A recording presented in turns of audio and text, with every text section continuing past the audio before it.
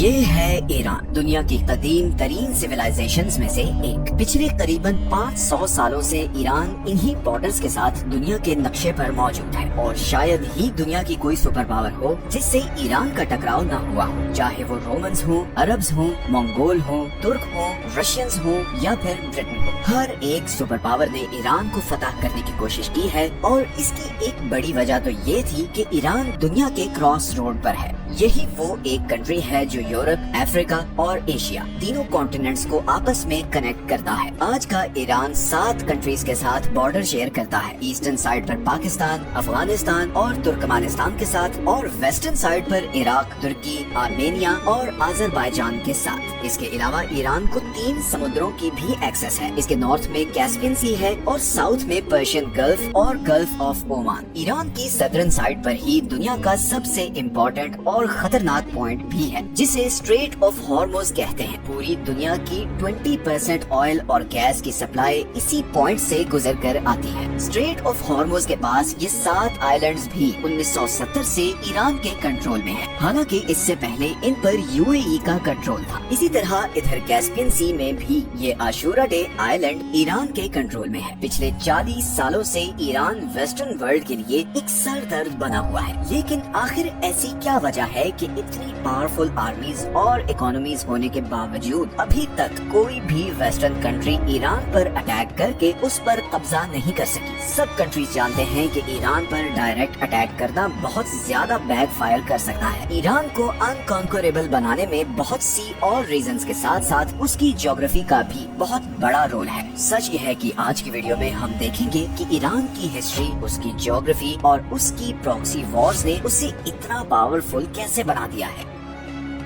سب سے پہلے ہم ایران کی جیوگرافی کو سمجھتے ہیں۔ ایران کی سدرن اور ویسٹرن سائڈ پر زیگروس ماؤنٹین رینج ہے۔ ایران کی کوسٹ لائن سے لے کر عراق اور اوپر ترکی تک پھیلی ہوئی یہ ماؤنٹین رینج ایران کو ایک زبردست نیچرل پروٹیکشن دیتی ہے۔ یہ سارا ایریا بہت ہی پتھریلا ہے اور اسے کراس کرنا بہت زیادہ مشکل ہے۔ ان پہاڑوں کا ایران کو اتنا فائدہ ہے کہ 1980 میں جب عراق نے ایران پر اٹیک کیا تو اس کا پلان یہ تھا کہ ایک تو وہ یہاں خوزستان کے آئل رچ صوبے پر قبضہ کر لے، اور پھر یہاں سے آگے ایران کے باقی شہروں پر بھی قبضہ کر کے ایرانین ریولوشن کو کچل دے، کیونکہ سب عرب کنٹریز ڈرے ہوئے تھے کہ ایرانین ریولوشن کے اثرات باقی عرب تک نہ پھیل جائیں۔ مگر عراقی آرمیز 2 سالوں میں صرف ادھر خوزستان تک ہی پہنچ سکی۔ انہوں نے بہت کوشش کی کہ وہ زیگروس کے پہاڑوں کو کراس کر کے ایران پر قبضہ کر سکے، مگر انہیں کامیابی نہیں ملی، اور پھر ایونچولی ایران عراقی فورسز کو پیچھے دھکیلتا ہوا عراق کے اندر تک گھس گیا۔ مگر یہاں پر ایران کو بھی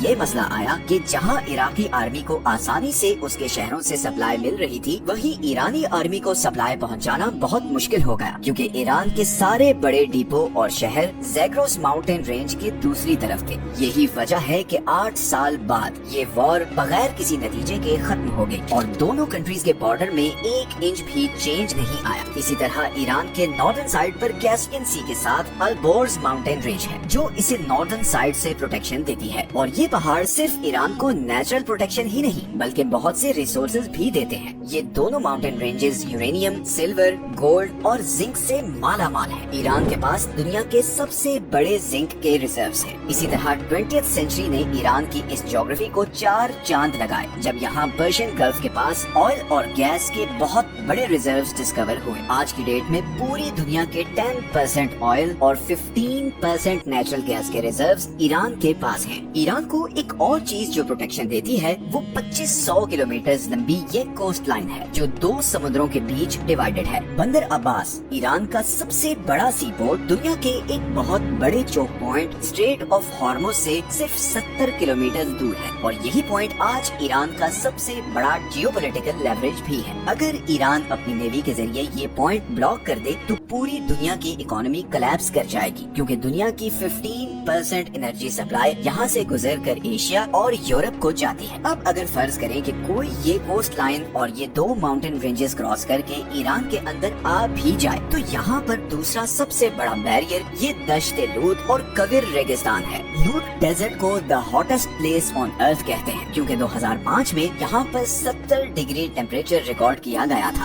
اس ٹف اور اب نارمل جیوگرافی کی وجہ سے ہی ایران کو کانکر کرنا آلموسٹ امپاسبل رہا ہے، لیکن آج کی ڈیٹ میں جو دوسری چیز ایران کو اتنا پاورفل بناتی ہے وہ ہے اس کی جیو پولیٹیکل اسٹریٹجی۔ سب سے پہلے اگر ہم ایران کے ڈیموگرافکس کو دیکھیں تو اس کی پاپولیشن تقریباً 9 کروڑ ہے، جس میں 95% شیعہ مسلم ہیں۔ ایران میں 62% لوگ پرشین ہیں، 16% آذری، 10% کرد اور باقی 12% بلوچ، لور، عرب اور ترکک ہیں۔ اب 1979 کی شیعہ ریولوشن سے پہلے ایران ایک لبرل کنٹری تھا اور اس خطے میں امریکہ کا ایک بہت اسٹرانگ ایلائی بھی تھا۔ ایون اس زمانے میں امریکہ ایران کو ملٹری جیٹس تک سپلائی کیا کرتا تھا، لیکن پھر امام خمینی کے آنے کے بعد یہاں کے سارے ڈائنامکس چینج ہو گئے۔ آپ کو یہ جان کر حیرت ہوگی کہ 1979 سے پہلے ایران اور اسرائیل کے آپس میں بہت اچھے ریلیشنز تھے۔ انفیکٹ ایران 1948 میں اسرائیل کو ایکسپٹ کرنے والا دوسرا سب سے بڑا مسلم میجورٹی کنٹری تھا، لیکن امام خمینی نے آتے ہی فلسطینیز کی سپورٹ میں آواز اٹھائی اور اعلان کیا کہ اب سے اسرائیل ایران کا نمبر 1 انیمی ہے۔ تہران نے اسرائیل کے ساتھ سارے ڈپلومیٹک ٹائز ختم کر دیے، اسرائیل جانے والی ساری فلائٹس کینسل کر دی گئی اور تہران میں موجود اسرائیلی ایمبیسی کو فلسطینین ایمبیسی میں کنورٹ کر دیا گیا۔ اس کا سب سے پہلا نتیجہ تو یہ ہوا کہ اسرائیل کے ساتھ ساتھ ایران کے امریکہ کے ساتھ بھی تعلقات خراب ہونا شروع ہو گئے، لیکن تعلقات کی یہ خرابی صرف اسرائیل اور امریکہ تک ہی نہیں رہی، بلکہ ایران کے گرد موجود ساری عرب سٹیٹس بھی شیعہ ریولوشن کے بعد الرٹ ہو چکی تھی۔ وہ سب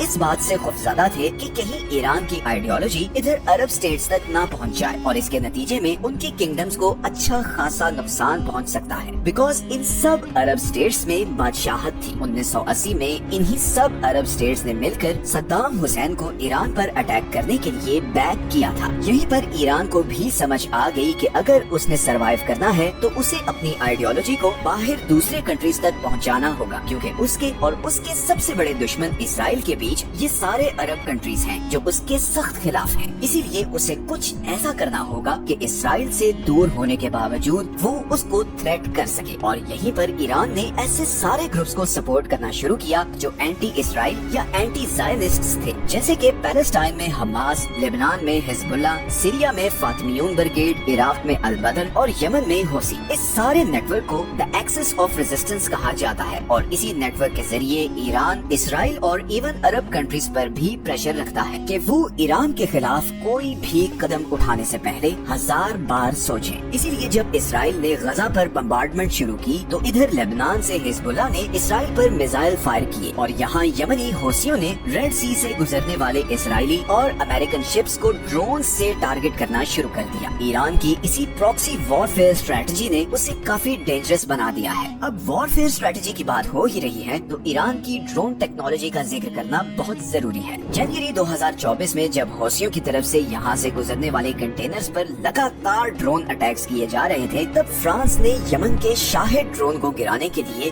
$1 ملین والا Aster 15 surface to air missile use کیا، جبکہ یمنی ڈرون کی کاسٹ صرف $20,000 تھی۔ یمنی حوثیوں کو یہ سارے ڈرونز ایران سپلائی کر رہا ہے، اور ان ڈرونز کی اتنی دھوم مچی ہے کہ رشیا یوکرین کے خلاف بھی انہی ایرانی ڈرونز کو استعمال کر رہا ہے۔ امریکن سینٹرل کمانڈ کی 2022 کی رپورٹ کے مطابق ایران کے پاس پورے مڈل ایسٹ میں سب سے زیادہ اور ماڈرن بیلسٹک میزائل ہیں۔ ایران کے سارے میزائلز 2000 کلومیٹر تک اپنے ٹارگٹ کو ہٹ کر سکتے ہیں۔ تو ان اے نٹشل اگر ہم ایران کی جیوگرافی، اس کی پراکسی اسٹریٹجی اور ڈرون ٹیکنالوجی کو دیکھیں تو اس کے باوجود کہ ایران پر ویسٹرن دنیا کی سینکشنز ہیں اور اس کی اکانومی آفیشیل گراؤنڈز پر بہت چھوٹی ہے، ایران ایک ایسی کنٹری کے طور پر سامنے آتا ہے جس کے پوٹینشیل کے بارے میں بہت سی انسرٹینٹیز ہیں، چاہے وہ اس کا نیوکلیئر پروگرام ہو، پراکسی نیٹ ورکس کی فنڈنگ ہو یا میزائل ٹیکنالوجی۔ ایران کے بارے میں بہت سے گرے ایریاز ہیں جن کی وجہ سے ویسٹرن کنٹریز اس پر ڈائریکٹ اٹیک کرنے سے کتراتے ہیں۔ اگر ہم صرف یہی ایک پوائنٹ کو دیکھیں کہ دنیا کے 2 چوک پوائنٹس اسٹریٹ آف ہارموز اور باب المندیب ایران کی ٹارگٹ رینج میں ہیں، تو یہی چیز اسے بہت پاورفل لیوریج دے دیتی ہے، اور اب تو رشیا اور چائنا بھی ان آفیشلی ایران کو بیک کر رہے ہیں۔ ابھی حال ہی میں جب حماس کے لیڈر اسماعیل ہنیے کو ایران میں اسیسینیٹ کیا گیا تو بہت سی ایسی انکنفرم رپورٹس بھی سامنے آئیں کہ رشین انٹیلیجنس اور ملٹری جنرلز ایرانی آفیشل سے ملے ہیں اور انہیں یقین دلایا ہے کہ اگر وہ اسرائیل کے خلاف ریٹیلیٹ کرتے ہیں تو وہ ایران کا بھرپور ساتھ دیں گے۔ فی الحال تو اسماعیل ہنیے کے قتل کے بعد ایران کی انٹرنل سیکیورٹی پر بہت سے سوالات اٹھ رہے ہیں، اور بظاہر बज़ाहिर ऐसा लग रहा है जैसे इंटरनली कुछ गड़बड़ भी है। ईरान इस पर कब और कैसे रिटेलिएट करेगा और क्या ईरान इसराइल और अमेरिका का जवाबी वार सहने की सलाहियत रखता है,